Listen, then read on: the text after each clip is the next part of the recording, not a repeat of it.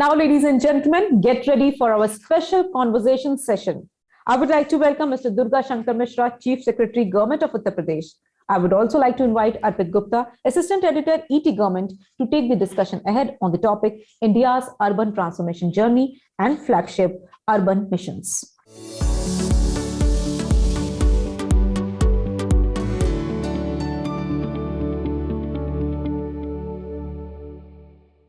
Hello everyone. Welcome to the National Urban Innovation Summit 2022. I am Arpit Gupta. In this special session, I welcome our esteemed guest of honor, Mr. Durga Shankar Mishra, Chief Secretary, Government of Uttar Pradesh. Mr. Mishra is the 1984 batch IS officer of Uttar Pradesh cadre who has served in various key positions for both the Government of India and the Government of Uttar Pradesh. Before taking over as the Chief Secretary of Uttar Pradesh, he was Secretary in the Union Ministry of Housing and Urban Affairs and also the Chairman of the Delhi Metro Rail Corporation. Welcome, sir. Thank you, Arpit. Sir, to begin the conversation, I request you to please share your views and experiences on India's urban transformation journey. Okay, thank you, Arpit. At the outset, let me first thank ETGovernment on your initiative for National Urban Innovation Summit and especially focusing on reimagining digital for future cities. Well, the subject matter which you have chosen is so good in the context of the way country is transforming. In the last 7.5 years, things have changed, completely changed in all spheres, in all kinds of areas which impact the life of the common citizens. The major theme there has been the ease of doing business, that is how we can promote business, and how to bring ease in living for the citizens. With these two major themes, all kinds of economic development, infrastructure development, all activities have been taking place. I've been Secretary to Government of India, Ministry of Housing and Urban Affairs for over 4 years and 7 months, and was associated with the ministry for more than 7.5 years.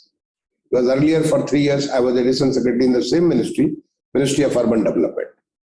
I have seen the ministry and all organizations associated with it, the urban local bodies, whether municipal corporations, municipalities and town areas, how they have been transforming. Also being the secretary, I have seen how other ministries have been taking a proactive role in that kind of a transformation. So let me focus on the urban areas. And this transformation, when the world has been facing challenges of COVID-19 pandemic, for over last 2 years, the first wave came in March 2020. Now we are coming to March 2022, the third wave is already on. The different systems across the globe have been challenged. Economic activities or various other activities have been disrupted. At that time, India had thought of Atmanirbhar Bharat. And the kind of IT transformation which has taken place, like I'm right now addressing to you through the IT mode. And I used to have various kinds of meetings, conferences across the country and even across the globe, various forums through the digital mode. And it was so convenient. Such a thing was just not imaginable few years back. But you are focusing on the how to reimagine the cities. The experience of the cities in addressing the pandemic has been immense. And that has given them learning to address those. For example, the country started the journey on a smart city mission on 25th June of 2015. We did not know how it is going to unfold, but we realized how this vision of the Honorable Prime Minister could make such a big difference.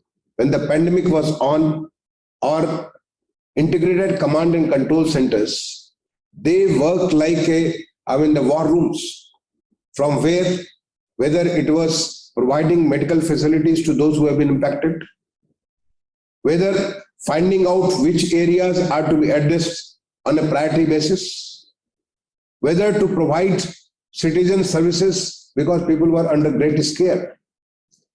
So how to provide them that kind of facilities, how to take various kinds of whether food, medicines or various things, even things like sanitation. All these things, they were addressed through the integrated command and control center. There was large scale migration. People moved from the urban to the rural areas under the great stress of the first wave. At that time, to take care of such a movement, even the integrated command and control centers across the country, they played a very, very important role in predicting things. So you can, if you see, there have been such a huge level of experience which we have documented, and it is available on the website of the Ministry of Housing and Urban Affairs and also on the specific portal of our Smart City Mission.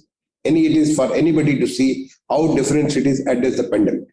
But prior to that, we had an experience of whether it was a challenge of the cyclone in our southern India, whether it was a challenge of addressing big crowds in various kinds of festivals or various kinds of celebrations, whether it was, the flooding due to heavy rains in certain areas, all kinds of disasters. The Integrated Command and Control Centers have played very, very important role. The Mahakumbh, which happened in 2019, I think the Integrated Command and Control Center in Prayagraj, which was the Honorable Prime Minister inaugurated that prior to holding of the Kumbh, played such an important role. I'm just giving a few examples. Hundreds and thousands of those, you can see that documentation and you'll find that. But then the learning was, we can go much beyond, like the smart education, a smart health system, non-invasive health diagnostics. So there are various benefits, and I used to I gave this word. This is like the city's brain and the nervous system. The large-scale sanitation which is required, the transport system which is required, with the security system for the women or children or elderly or anybody, or whether it is managing the infrastructure, everything, this integrated command and control center has been using it. Even say crime control, the crime has come down. The traffic regulations, the traffic compliances, that has become better through this. Encouraged with this, along with BEL, we tried to develop this integrated command and control center as a service. And before leaving that ministry, I had come to a level that we have already developed this as a service, and very soon we are working on the business model.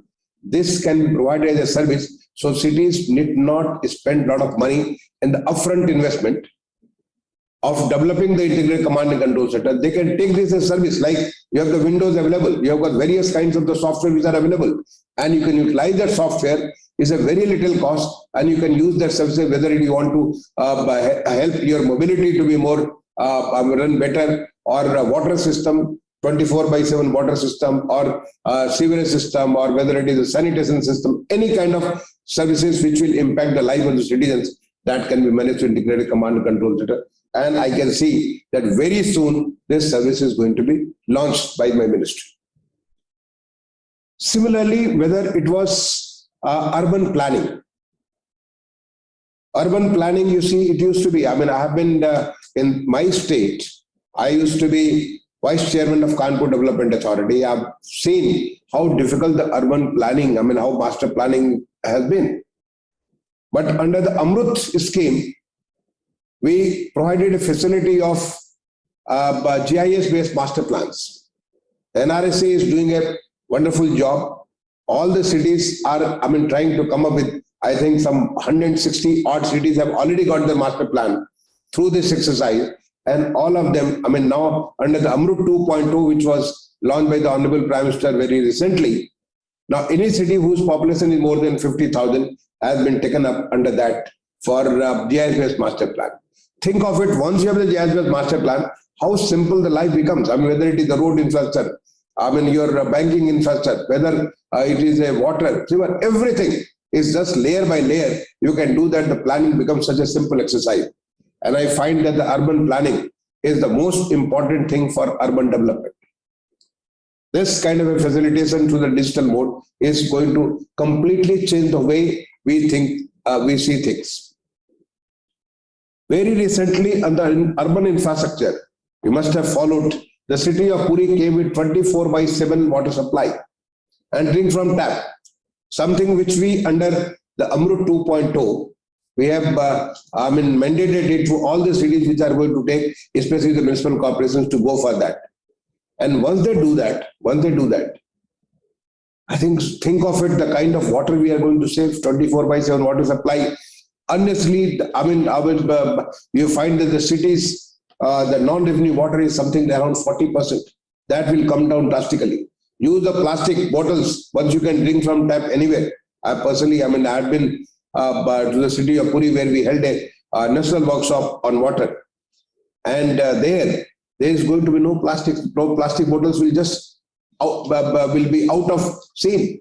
The kind of thing which will do for the public living is again bringing ease in the people's living.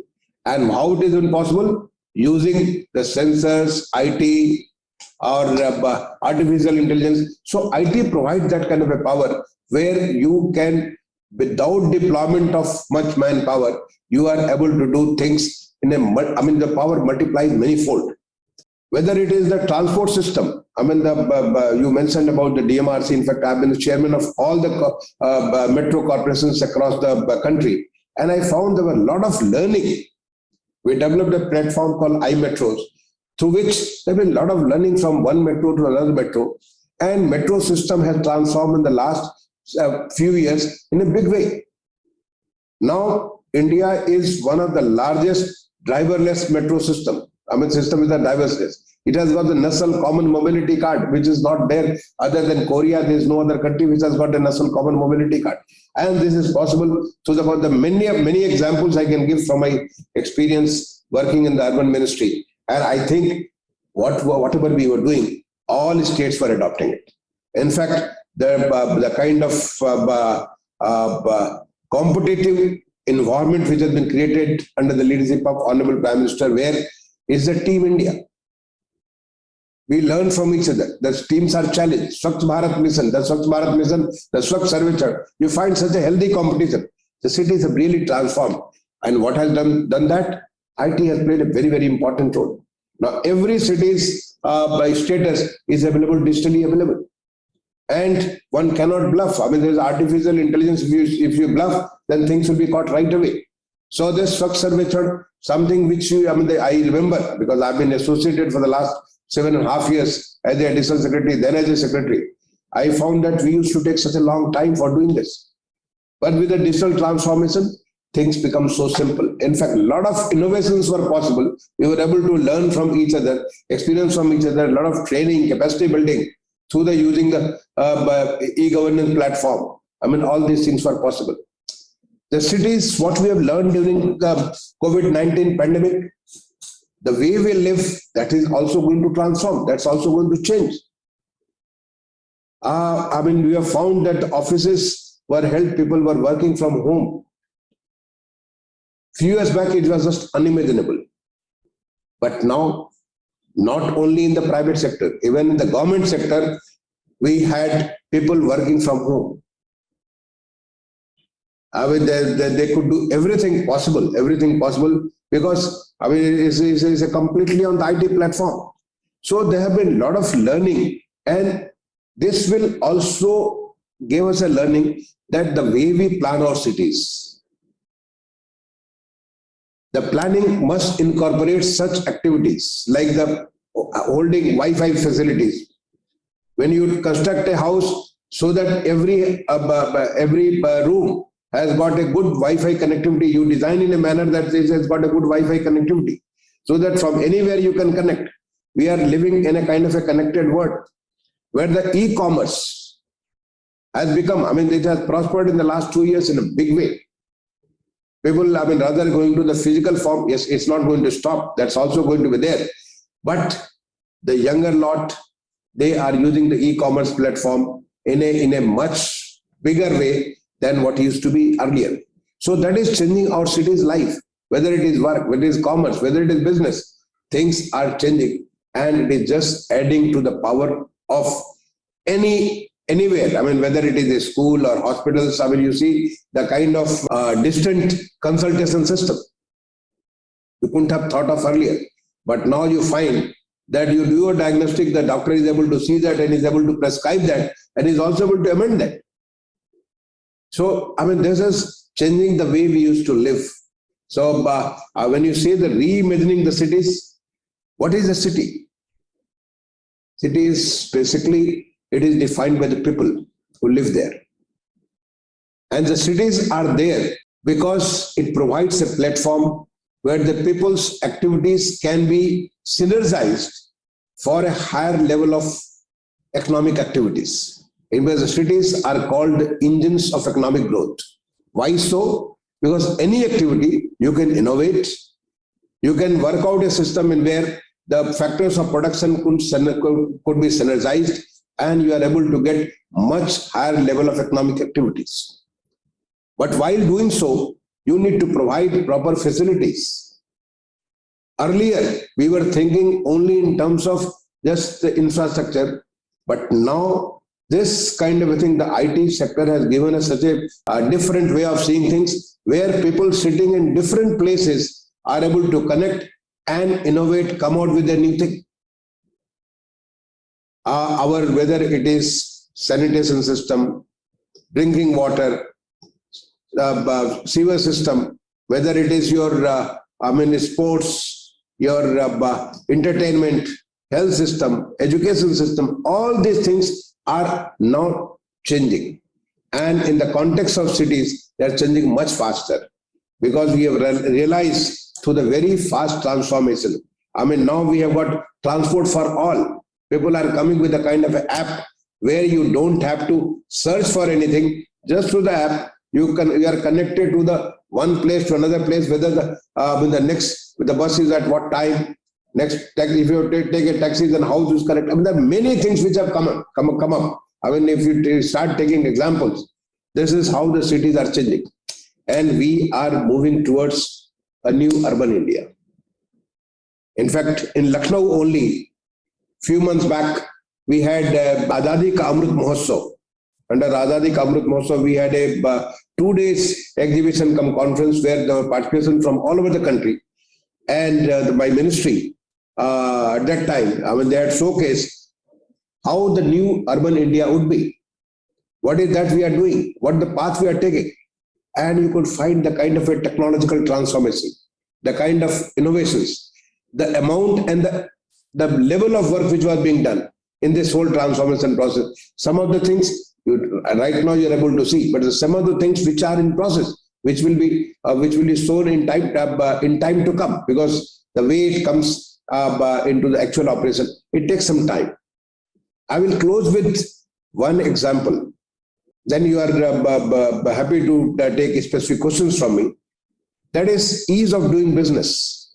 I mean, earlier getting your building permission was such a huge challenge. Sometimes people will say it will take 3 years, 4 years. Think of it. If I have to wait for 3-4 years, I have the money today to invest into my to make my house. And if I have to wait for 3 years, will I still have that kind of a energy to pursue my interest? No, I will stop. I'll say that let me take some other course. The ease of doing business in construction permit, which was such a challenging across the country. We started with under ease of doing business World Bank report. This was one of the things. Our rank in the construction permit was 186 among 190 countries. So we were 5th from the bottom. And last year when the results came, we were 27th, a jump of 159 places. This was possible through a sustained effort. And there again, IT played a very, very important role. So we are able to connect, we are able to understand, we are able to get to, I mean, not only you have to develop an infrastructure, make sure that the infrastructure is being used properly. We get the feedback from the architect, we get the feedback from public, and things transformed. This happened in Delhi and Mumbai. And now I think the last I know is almost like out of some 4,400 plus cities. Right now, more than 2,600 are on the ease of doing business. If you do that in various fields, when you reduce, the various kinds of drudgeries which one has to go through, think of it, how life is going to become simpler and easier and how things are going to prosper. That's a ease of doing business will bring ease in living as well. So I think the subject matter which you have taken, that reimagining digital for the future cities, I think we should reimagine, we should innovate, we should try to use this digital. Digital is only a layer for making things simpler.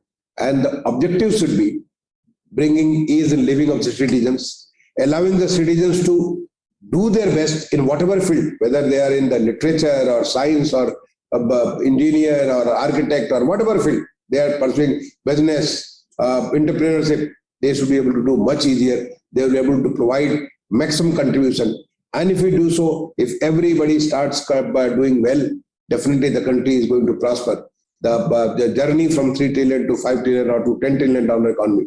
This is the right time, and during the Azadi Ka Amrit Mahotsav, when we can, all of us as the Prime Ministers, most of the time he mentions about the Amrit Kal. Amrit Kal is the period when we are working on that nectar, which will take us to the India when it becomes 100 years independence. So by 2047, if we start doing this, I think the cities are going to be completely transformed, and they will create an atmosphere where every citizen will have a good quality of life. That's the main objective. He will have a good quality of life, and he will be able to use his potential in best possible manner so that he can contribute to the economy, national economy, and the country will prosper. So I'll stop here, and I'll invite you if you have any specific questions.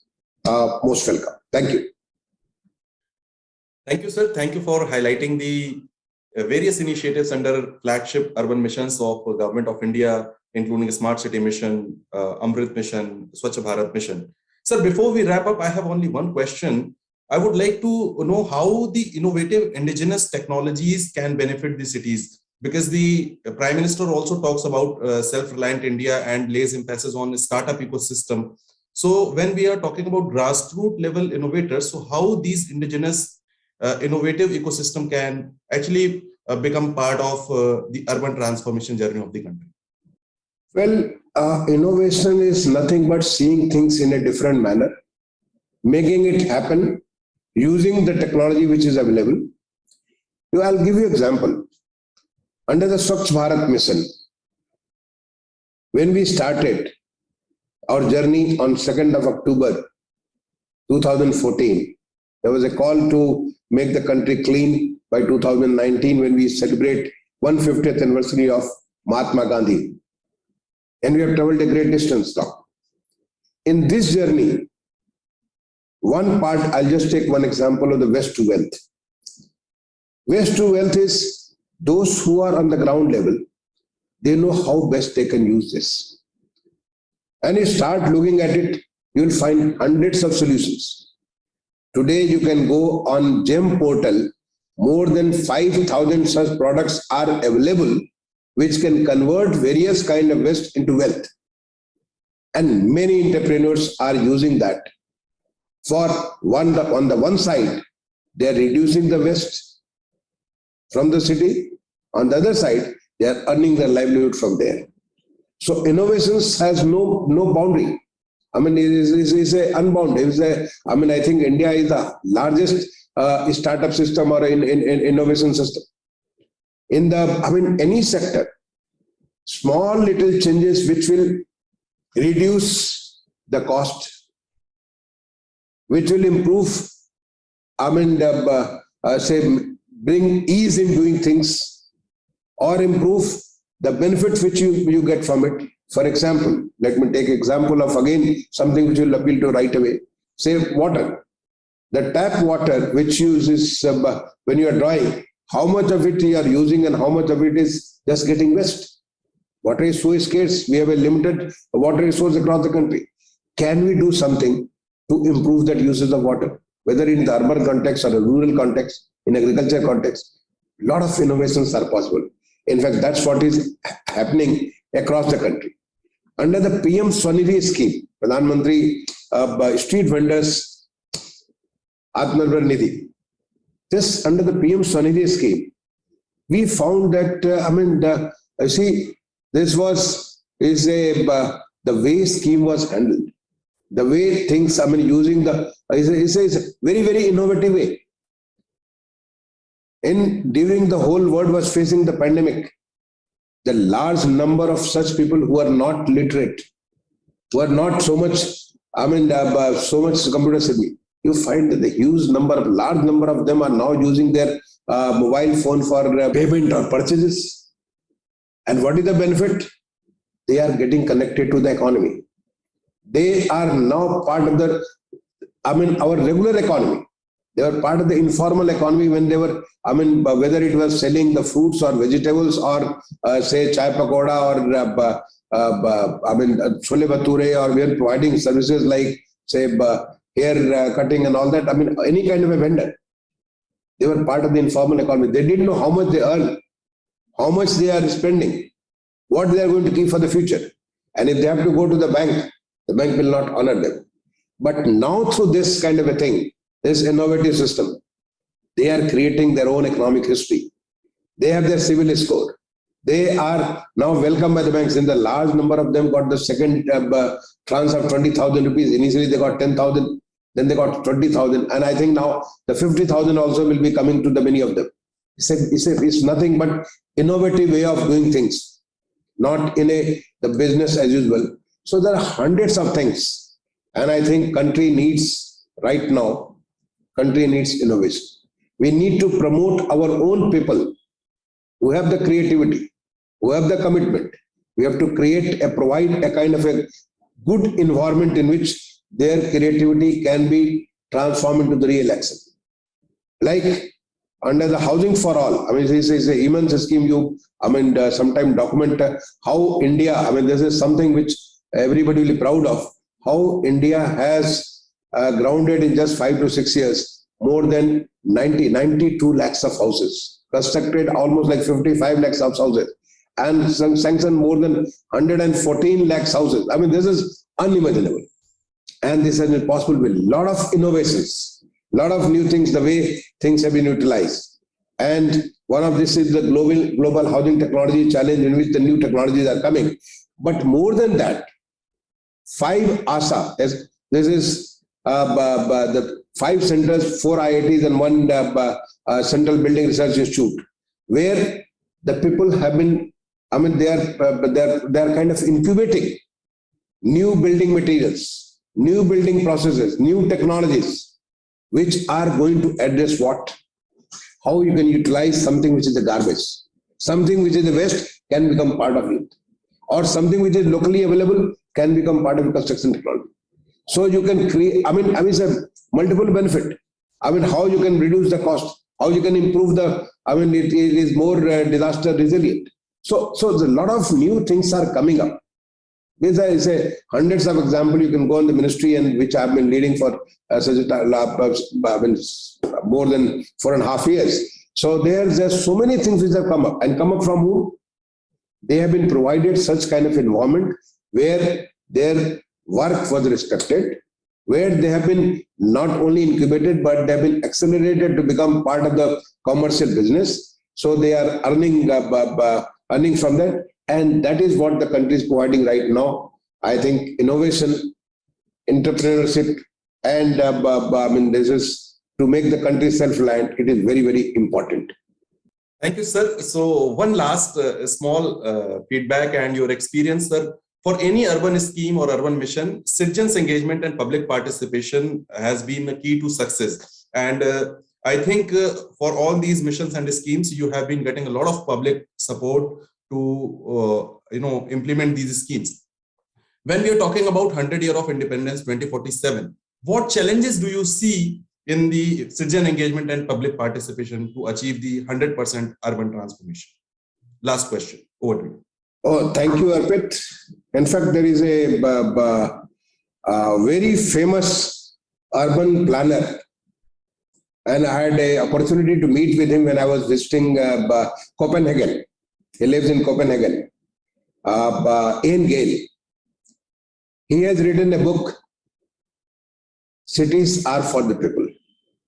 He presented that book. I have gone through the research. Such a wonderful work he has done. He has done many great work. In fact, in one of our Urban India conference, where Urban Transport India conference, we got him address the whole group of urban transporters.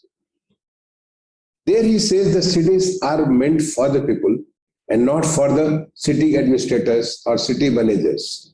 It is not for the mayor, not for the municipal commissioner, not for the corporators, or not for those who are working for the city. It is for the people. And we have to do it for the people. You have to be sensitive to the people. You have to look for what is their need. Whatever you do, it should address the need, it should address the issues, so that it provides you again ease in living. It provides ease in doing business. In fact, that's a learning we had from Honorable Prime Minister right from the beginning. All the missions in the urban ministry, they had a focus of getting the feedback from the people. Under the smart city mission, there is a huge engagement with the people. In fact, how the city will become smart, that was not decided by the state, not decided by the central government. It was decided by the people. Where they want to have the particular area for the smartness, what kind of activity they will take, because the smartness was not even defined. You had to know where you are. You need to know where you want to go. You need to know what you have and how you can utilize your have in terms of resources, financial or other resources, and how you can utilize all the resources to reach to take that journey. And that's how, I will request you, as a newspaper, you can go on the website and find out that the smart city mission program for different cities are entirely different, because the cities were at different stages and the people were very practical. You see, my experience working with the people is they're very practical.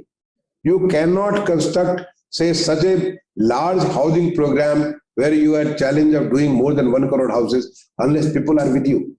You cannot think of doing such a big infrastructure. Now the current mission of Amrut 2.0 is almost like 3.5 lakhs crore. You just can't do it unless people are on your side, because there will be hundreds of problems. People have to see benefit in it. People have to become part of it.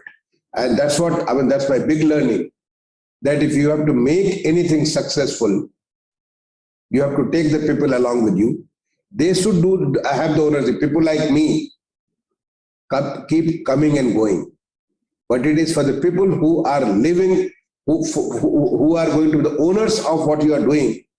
Unless and until they own this, they do it as per the requirement, it's not going to happen. So that Ian Gale's statement, cities are for the people, I'm all for it.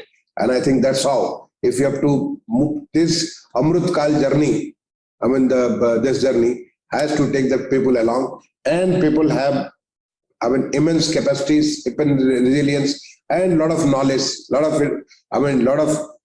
vision. They can that they want to create, and they will create the future cities which will deliver them the best in terms of ease of living, in terms of sustainability, in terms of economic opportunities, in terms of getting their dreams realized in the best possible manner. I'll stop here. Thank you. Thank you for sharing these insights with us, sir. You have been urban transformation leader and at the forefront of implementing flagship urban missions of the Government of India. Thank you for joining us. It was really a great interaction with you. Our sincere thanks to you for accepting our invitation. Thank you, Arpit. All the very best for your conference. Thank you.